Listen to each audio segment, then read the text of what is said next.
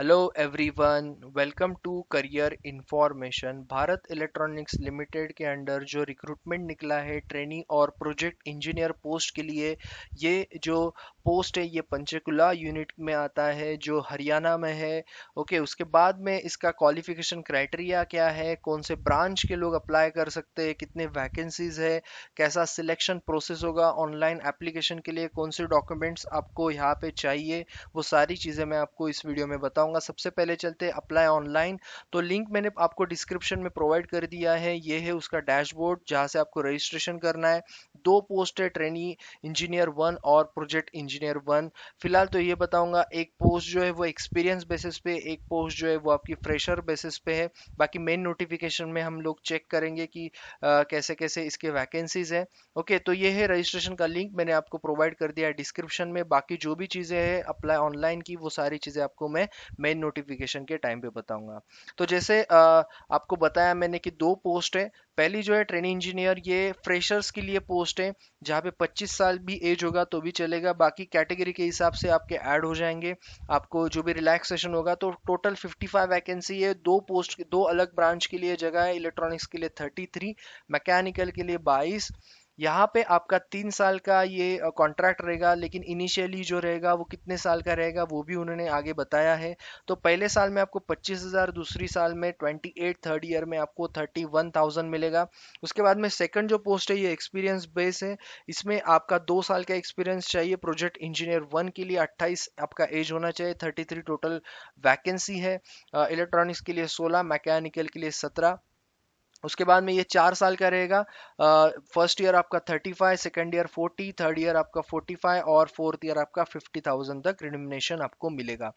उसके बाद में इसका जो टर्म्स ऑफ एंगेजमेंट, मतलब जैसे मैंने आपको बताया कि इनिशियली जो है आपका प्रोजेक्ट इंजीनियर जो आपका 4 साल का है, इनिशियली आपका 2 साल का रहेगा। उसके बाद में आपका परफॉर्मेंस, ओके, और रिक्वायरमेंट, ओके, ये दोनों पे डिपेंड करता है। फिर आपका जो है वो टोटल 4 इयर्स का हो जाएगा मैक्सिमम, उससे ज़्यादा नहीं होगा, क्योंकि यहाँ पे उन्होंने मैक्सिमम ऑलरेडी यहाँ पे मेंशन किया है। उसके बाद में ट्रेनी इंजीनियर की जो पोस्ट है उसके लिए ऑलरेडी 3 साल का है, तो उसमें भी आपका फर्स्ट ईयर जो है 1 ईयर जो आपका, वो उस पे आपका परफॉर्मेंस और रिक्वायरमेंट के हिसाब से वो लोग आगे एक्सटेंड करेंगे 3 साल के लिए। उसके बाद में क्वालिफिकेशन है, सिंपल है। इलेक्ट्रॉनिक्स की जो पोस्ट है उससे रिलेटेड जो भी ब्रांचेस है, जैसे कि telecommunication, communication, E and T C, electronics and communication, या सिंपल इलेक्ट्रॉनिक्स अप्लाई कर सकते हैं। मैकेनिकल के लिए आपका मैकेनिकल में ही इंजीनियरिंग होना चाहिए। उसके बाद में इसमें जो है आपका बी बी टेक जो है उसमें आपका फर्स्ट क्लास होना चाहिए, जनरल ईडब्ल्यूएस ओबीसी कैंडिडेट, और pass class S C S T PWDs के लिए। ओके, लेकिन इसमें आपका जो मार्क्स है बहुत इंपॉर्टेंट है सिलेक्शन के टाइम पे, बी बी टेक के, वो आपको आगे मैं बताता हूँ सिलेक्शन प्रोसेस के टाइम पे।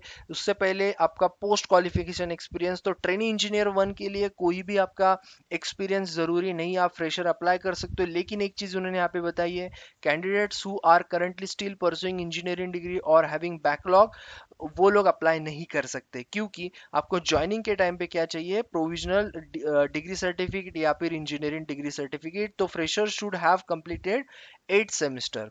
ओके, अभी बात करेंगे प्रोजेक्ट इंजीनियर 1 की। तो 2 साल का एक्सपीरियंस आपका चाहिए इंडस्ट्रियल, ये याद रखना। उसके बाद में अगर आपका टीचिंग या फिर रिसर्च एक्सपीरियंस है, वो यहाँ पे नहीं चलेगा, उन्होंने यहाँ पे मेंशन कर दिया है वो चीज़ को।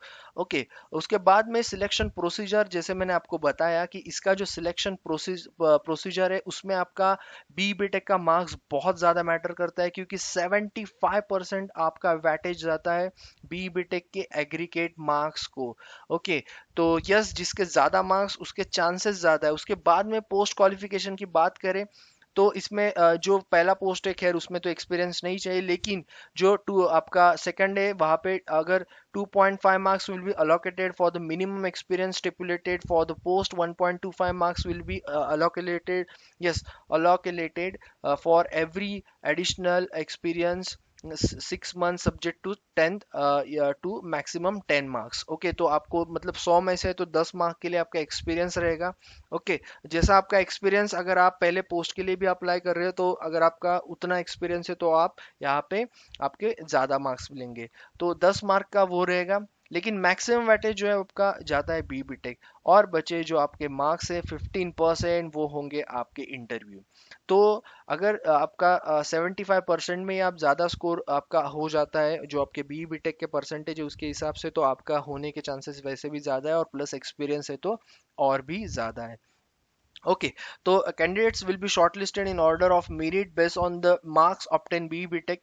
क्योंकि अभी आपका जो शॉर्टलिस्टिंग होने वाला है, अभी आपको शॉर्टलिस्टिंग डायरेक्ट किसके लिए होगा, इंटरव्यू के लिए, क्योंकि कोई एग्जाम तो होना नहीं है। तो जैसे ही आपका जो 85 में से आपका शॉर्टलिस्ट होगा पहले 85 मार्क्स के बाद, तो अगर आपके जो 85 मार्क्स में अगर आपका मेरिट लिस्ट लगेंगी, उसके बाद में रेशियो ऑफ 1/5, मतलब 1:5 रेशियो के हिसाब से बच्चों को बुलाया जाएगा इंटरव्यू के लिए। Okay, so name of the candidate shortlisted interviews will be notified in the companies website. जैसे ही आएगा आपको ये चैनल पे भी मिल जाएगा। Candidates who will be shortlisted for interview, okay, उनको इंटरव्यू कॉल लेटर भी आ जाएगा, डाउनलोड करना पड़ेगा उनको साइट पे जाके, कोई भी ऑफलाइन नहीं आता है अभी। तो वो भी जब आएगा शॉर्टलिस्टिंग तो आपको चैनल पे दे दूंगा मैं। बाकी आप कंपनी की वेबसाइट भी चेक कर सकते हो। रिजल्ट्स ऑफ फाइनल सिलेक्शन वो भी आपको बेल की वेबसाइट पे आएगा। ओके, तो अप्लाई कैसे करना है अभी हम वो बात करेंगे। और जैसे लिंक मैंने तो आपको ऑलरेडी बता दी है, 27 तारीख तक आप फॉर्म फिलअप कर सकते हो। ओके, तो जो भी डेट्स टाइमिंग जो भी आएगा वो तो खैर आपको बाद में पता चल जाएगा साइट से या फिर आपके पर्सनल ईमेल आईडी से। ओके, डॉक्यूमेंट्स कौन से अपलोड करने हैं, तो पासपोर्ट साइज फोटो आपका, साइन 10th मार्कशीट, क्योंकि डेट ऑफ बर्थ का सर्टिफिकेट वही होगा आपका।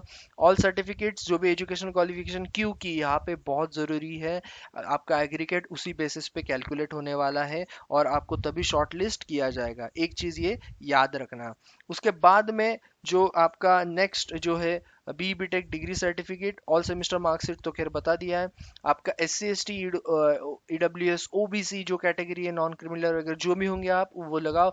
और सबसे इंपॉर्टेंट जिसमें आपके मार्क्स काउंट होंगे वो है आपका post qualification work experience. Okay, तो ये चीज़ भी इंपॉर्टेंट है। ओके, उसके बाद में जो लोग पीएसयू गवर्नमेंट ऑर्गेनाइजेशन में है उनको no objection certificate at the time of the interview और एप्लीकेशन वो आपको देना पड़ेगा, वैलिड आईडी भी आपको यहाँ पे लगेगा। ओके, और एप्लीकेशन के टाइम पे भी आपको लगेगा। उसके बाद में फीस जो है वो 500 रुपये, प्रोजेक्ट इंजीनियर ट्रेनिंग इंजीनियर की 200, SC ST PWD कैंडिडेट्स को कोई भी यहाँ पे फीस नहीं है। कैसे फीस पे करनी है, SBI कलेक्ट पे जाना है आपको और वहां से आपको फीस पे करनी। Candidates are request to read details and screenshot for the making the payment. Candidates can also make the payment by approaching SBI branch. You have to collect SBI branch in the Paytm in a payment option and download printed चलन। तो चलन भी आप जाके भर सकते हो, लेकिन सबसे बेस्ट ऑप्शन है कि आप SBI कलेक्ट, यहाँ पे उन्होंने एक लिंक प्रोवाइड की है। जैसे मैंने आपको ये पूरा PDF आपको डिस्क्रिप्शन में इसका लिंक दे दिया है, तो आपको ओपन करके सिर्फ इस पे क्लिक करके आपको पेमेंट करना है। Candidates have to enter SBI collect reference number after payment. Okay, तो आपको पहले क्या करना है, इसमें पेमेंट करना है और फिर आपको वो नंबर यहाँ पे लगेगा। तो एक चीज याद रखना, फॉर्म फिलअप करने से पहले आपको क्या क्या करना है, आपको करना है सबसे पहले स्कैन करने डॉक्यूमेंट्स वो लगेंगे। उसके बाद में फीस पे भी करनी है साथ साथ में। और जैसे फीस पे करोगे आपका जो रेफरेंस नंबर है वो आपको लिखना है एप्लीकेशन फॉर्म के टाइम पे, भरने के टाइम पे। कैंडिडेट्स में go through all instruction eligibility criteria, जो भी वंस फी आपको पे कर दी तो रिफंड तो खैर नहीं होता है। ओके, उसके बाद में yes only national Indian nationals need to apply, ये तो खैर पता ही सबको।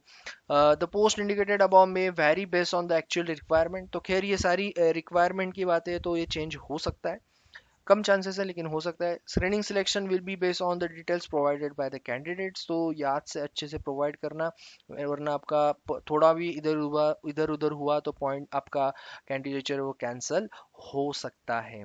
Okay, all details given the online form will be treated as final, changes बाद में जाके आप नहीं कर सकते हो, बार बार वही चीज़ उन्होंने भी बताई है, तो बहुत इंपॉर्टेंट है क्योंकि सिलेक्शन आपका पूरे का पूरा डिपेंड करता है एग्रीगेट मार्क्स के ऊपर मोस्टली।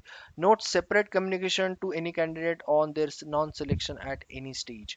ओके तो यस, जो भी शॉर्ट लिस्टिंग ऑफ कैंडिडेट्स भी जो होना है declare by candidates in the online application form, if at any stage further stage it is found that candidates have declare false information credential जो भी होंगे, तो आपको डिबार किया जाएगा। Okay, strictly.